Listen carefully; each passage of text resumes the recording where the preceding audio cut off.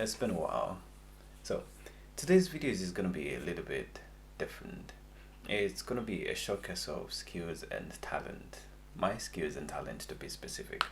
This is where I'm going to show you things that I've designed, from something as simple as pencil and paper drawing to a helicopter. And, well, you better stick around to the end of this video to see if I actually got the helicopter to fly.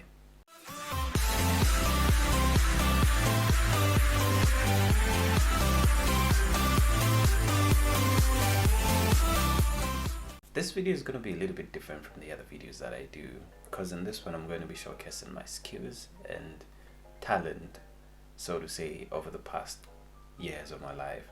And I've usually categorized them into two groups, so it's going to be like artwork and gadgets. So like artwork and gadgets, and I usually lean towards gadgets because this is like the sector that I really enjoy the most. Now, when we're talking about art, I have some level of talent when it comes to pencil and paper drawing, and usually I base it on visual arts, like what I see I can draw, but I've never reached a point to where I've actually perfected the skill. I usually just used to go through, like, if you were growing up in my times, they would give you these brochures when you're subscribing for DSTV, and I would skip through just rush through the pages and reach to this section where they actually give you the cartoon advertisements and which cartoons are going to be there and when you're supposed to watch this and when they're going to be showcasing these movies. And I would rip out the page and I would try to like recreate the drawings and show such like. I usually would do a lot of these, but then I think they've been lost to time, and these are just a few that I managed to document or discover up. Pencil and paper drawing has never really been my thing. I'm more of into let's go make this, or let's bring this from a visual perspective into action, bringing something into reality, like creating. That's something that I'm excited towards. Other mentions of artwork that I've actually participated in was when we were in quarantine and decided to create a snowman. And this is just an honorable mention, but then that day was very exciting because it had beaten out the competition that was there. If at all you can call this competition, but I'm sorry to whoever made this. We kind of crashed it on that day. Now, when I'm talking of artwork, I am talking of this that I made when I was trying to get a room when I was in university, and I was trying to like get an artwork and design room for the students in school, because like the university that I was at was just recently, it's like it's been running for a couple of years, but they don't have these programs other than what you're studying. So I was trying to like pitch an idea of what we're going to be doing in this room. So I created this as a module to see whether they would actually fall for the idea. But the only compliment I got is, this is pretty good, and it just died there. And now it has been stored next to the trophies of the people who are playing soccer, people who are playing volleyball, the trophies, and my piece of artwork is just right there. At least it's next to this huge sign of a K. Like, for someone who has an obsession with K's, I can consider this as an accomplishment. But this was like a model village, and I just pieced it together, and cardboard chopsticks, some green pepper, sand, and super glue. That was like the stickiest day of my life, trying to like make this and to bring it into what it is today. And I wish I had more pictures to show, but this is the only picture that I can recover. Most of my work has been lost to time, but I wish I really documented it. Now, coming to my favorite section of this showcase would be gadgets. I really have been a fan of gadgets over the past of time. I've started from recreating an adapter to fixing headsets to creating a helicopter, creating a fan, of which I won numerous awards on, and I did an amplifier. I remodeled my own headsets, and well, what I'm just trying to say is, like, I've done a lot.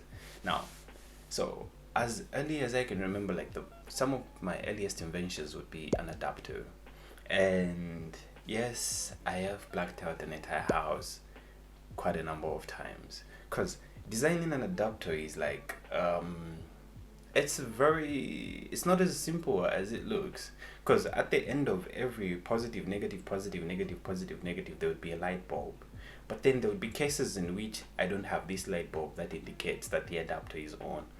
And due to lack of knowledge, I would usually connect the wires. I'm like, since we learned in school, like every circuit has to be complete, I would usually connect the wires. And I've done this several times until I came to the realization of saying, since there's always a light bulb at the end of every positive, negative, positive, negative, positive, negative, what if I remove it? And that was a eureka moment for me.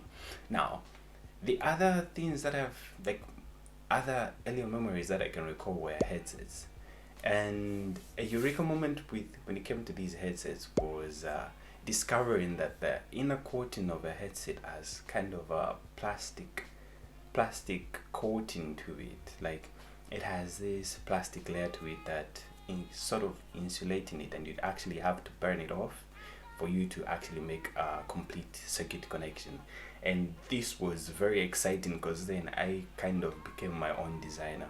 This is where I'd have Samsung headsets connected to BlackBerry headsets, or Beats by Dre connected to Samsung, and I'll just make fun of all this, because most of the headsets you'd find like you have a very good pair of headsets and then just one passes off and then the other one keeps playing. So I would cut off the dead meat and connect it with something new, and you'd have your own brand of headsets.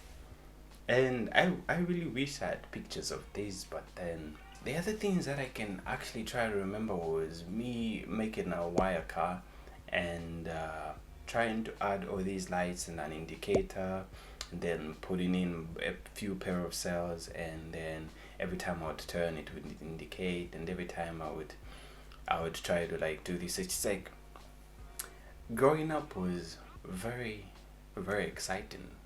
I think that's all that I can say. Other things that I can actually do have, like I do have pictures that I can showcase, was these pair of headsets. Like these were very, very good headsets, but then like every single good headset, they just pass on, like all of a sudden you just snap and they would break.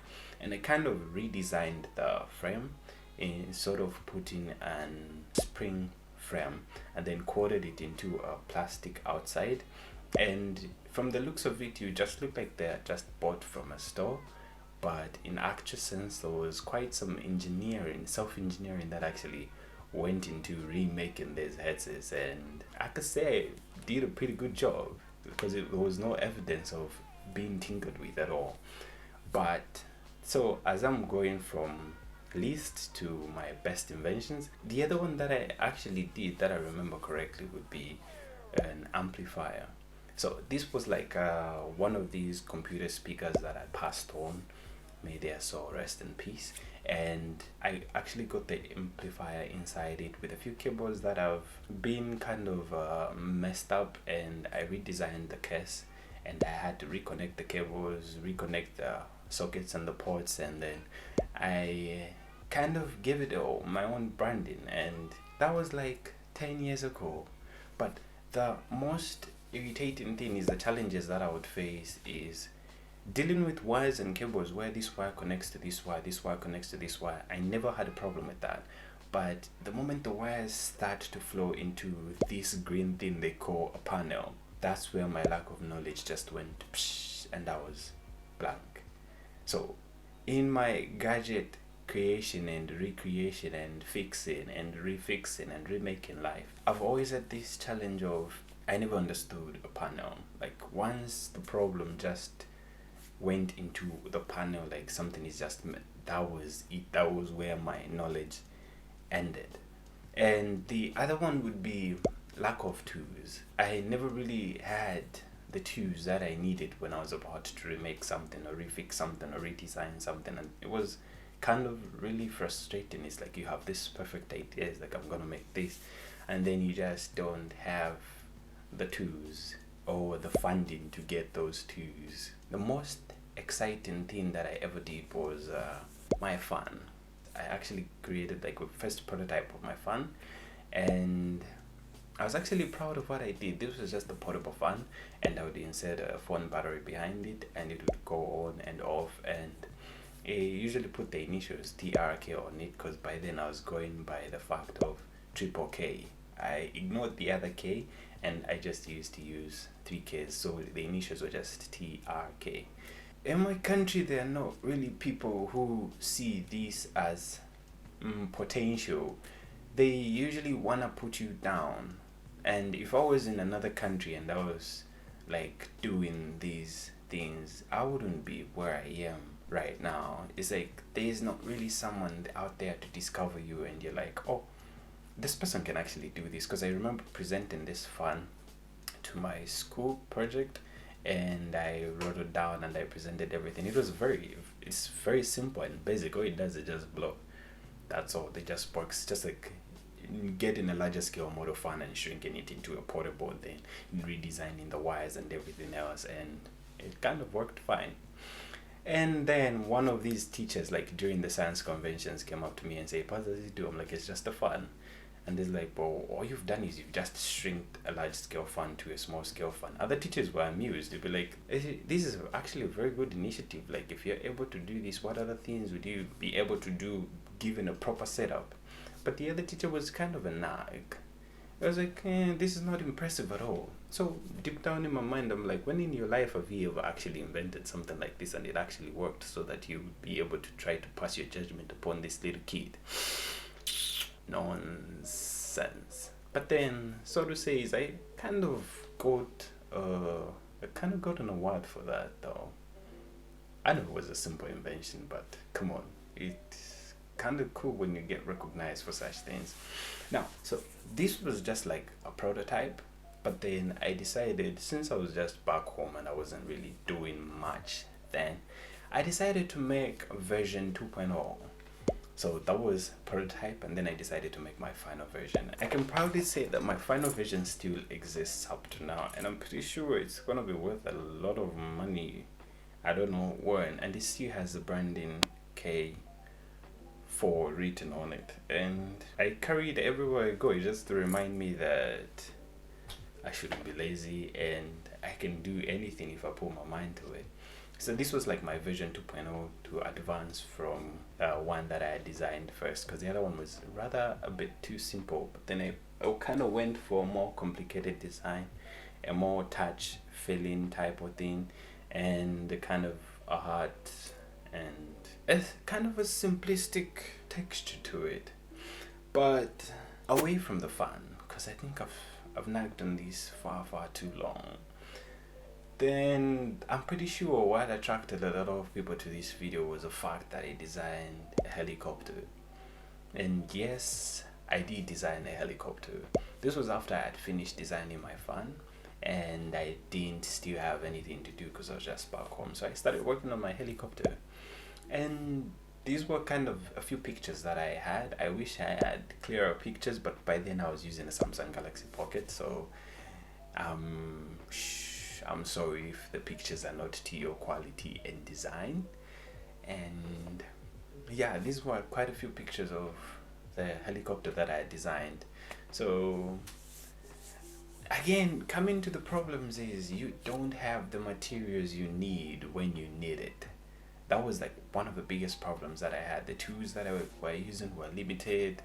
The materials was not there because I was just scavenging for these materials. It's just like you have to spoil something to remake something. And to answer the question on a lot of people's minds is yes, I have spoiled a lot of things just to figure out how they work. And my parents were not happy about it. But it's curiosity. I would literally spoil something that is brand new, or just open anything just to figure out how does this work, how is this powered, how would I redesign this, or what ideas can I get from this to this. And it has been a very interesting childhood, and sadly, no, my helicopter did not fly. I didn't have the right power cells, I didn't have the right motors, I didn't have the right tools. I wanted to add a quoting and a layout to it. I just wanted to design it because if I reach to a point of where I'm trying to like let it fly, and then I encounter a problem, then I would find a solution for it. It's like I like running into problems because then I get this excitement of finding a solution. This is why I'm drawn towards studying, because they're presenting you with problems and you have to find a solution. I hate exams because they tell you need to find the solution in this given deadline or this given time. But when they give you a period and you're supposed to find like a solution to a certain problem, it broadens your mind. So this to say is, if I can do all this, if I ever actually taken something for fixing? Yes and no. I would never take something for fixing if I know I can do it better. And I have had a quick story. In a story is my laptop. I've been using it for the past 5-6 years. Yeah. And when you use it for a very long time, like the hinges become weak and they just break. And one of my hinges on my laptop like just broke and it just became flabby and all that stuff. So I took it to one of the people repairing this in China, and all it did was a plastic solder. So and what I mean by plastic solder, this is where you melt the plastic on the cover of the laptop and then you like glue it together. And then he gave me these rules of you're not supposed to open it like this, make sure you open it from this side, use both hands. And he expected me to pay $60 for that. And I was like, what the hell? Are you aware of what you're doing? I can do it better. And so I intentionally broke it in front of him. I was like, don't open it, you need to open it very gently, like very, very gently. And I was like, it didn't work. And he did it again and actually broke it twice until he finally gave up, and he saw that I'm not going to give you $60 for something that I can do better. Because the time that I took it to him, I thought he was going to have the hinges themselves and I can actually restore them, and I would pay for the hinges and the services. But then he wanted me to pay for something that I have to be careful with when handling, and I can do better. So I decided to go back home. I looked up the hinges online and I got them at $6. I got them at $6. And I actually fixed my own PC. But before that, I decided to actually just remove the top screen and just use the PC as it is. So the disadvantage of you removing the top screen of your PC doesn't mean it stops working. It just means you need to get an external monitor for it, and then you also need to get this. So basically what this is just a Wi-Fi antenna. That's it. So because your Wi-Fi antenna are based on the top portion of your screen, the moment you disconnect, that means your PC becomes Wi-Fi less. Imagine living with no Wi-Fi less. That's a dry joke. Now, here's a video of me fixing my laptop.